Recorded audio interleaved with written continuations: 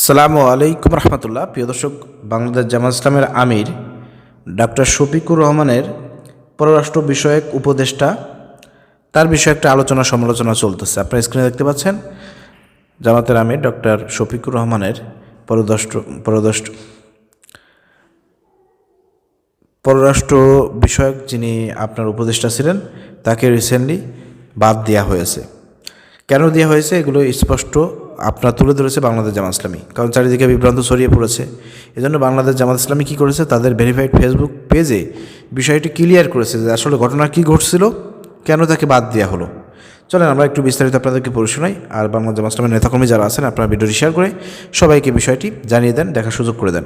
দেখেন, বাংলাদেশ জামাত ইসলামী তাদের verified Facebook পেজে লিখেছে, আমিরে জামাতের পররাষ্ট্র বিষয়ক উপদেষ্টা সংক্রান্ত জনমনে বিভ্রান্তি সৃষ্টি হয়।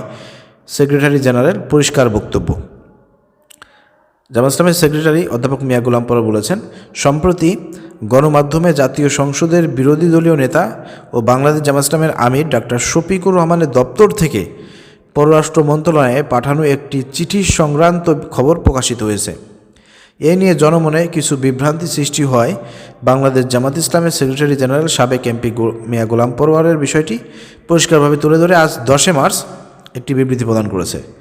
প্রদত্ত বিবৃতিতে তিনি বলেন, গণমাধ্যমে প্রকাশিত ঘটনাটি মূলত প্রায় 2 সপ্তাহ আগের।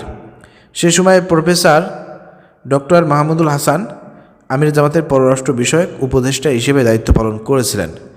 দেশের পররাষ্ট্র বিষয়ে জামাত ইসলামের কিছু অবস্থান স্পষ্ট করার স্বার্থে পররাষ্ট্রমন্ত্রীকে একটি চিঠি পাঠানোর বিষয়ে তিনি দায়িত্বপ্রাপ্ত ছিলেন, কিন্তু তিনি আমির কর্তৃক নির্দেশিত বিষয়াবলীর বাইরে কিছু বিষয় যুক্ত করে চিঠিটি মন্ত্রণালয়ে পাঠান। বিশেষ করে চিঠিতে উল্লেখিত মন্ত্রীর পদমর্যাদার সংক্রান্ত অংশটি আমির জামাতের নির্দেশনায় ছিল না। তিনি আরও বলেন, বিষয়টি দলের দৃষ্টিগোচর হওয়ার সঙ্গে সঙ্গে আমির জামাত ডক্টর শফিকুর রহমানের প্রয়োজনীয় ব্যবস্থা গ্রহণ করেন। প্রফেসর ডক্টর মাহমুদুল হাসানকে আনুষ্ঠানিকভাবে গত 2 মার্চ উক্ত দায়িত্ব থেকে অব্যাহতি দেওয়া হয়। একই সঙ্গে ঢাকা 14 আসনের সংসদ সদস্য ব্যারিস্টার মীর আহমেদ বিন কাসেম আরমান এমপিকে বিরোধী দলীয় নেতার নতুন পররাষ্ট্র বিষয়ক উপদেষ্টা হিসেবে নিয়োগ দেওয়া হয়েছে। তিনি বলেন, বাংলাদেশ জামাত ইসলামী দায়িত্বশীল, স্বচ্ছ ও জবাবদিহিমূলক রাজনৈতিক আচরণে বিশ্বাসী। কোনো বিষয়ে বিভ্রান্তি বা ভুল বোঝাবুঝি তৈরি হলে আমরা তা দ্রুত সংশোধনের নীতিতে বিশ্বাস করি। আলোচ্য ঘটনার ক্ষেত্রেও প্রয়োজনীয় পদক্ষেপ ইতিমধ্যেই গ্রহণ করা হয়েছে, তাই আর ভুল বোঝাবুঝির কোনো অবকাশ নেই। তিনি সংশ্লিষ্ট সকলকে সঠিক তথ্য যথাযথভাবে উপস্থাপনের জন্য অনুরোধ জানান। আপনাদের কাছে আশা করি বিষয়টি স্পষ্ট হয়েছে এবং ক্লিয়ার হয়েছে।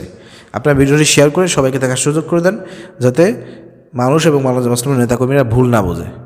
কথা হচ্ছে যে জামাত ইসলামের মধ্যে থেকে যে কেউ ভুল করতে পারে, ভুলের বিচার করা এটাই হচ্ছে সমাধান। সেই কাজটাই কিন্তু করা হয়েছে, তাকে বাদ দিয়ে কিন্তু এখানে অন্য একজনকে নিযুক্ত করা হয়েছে।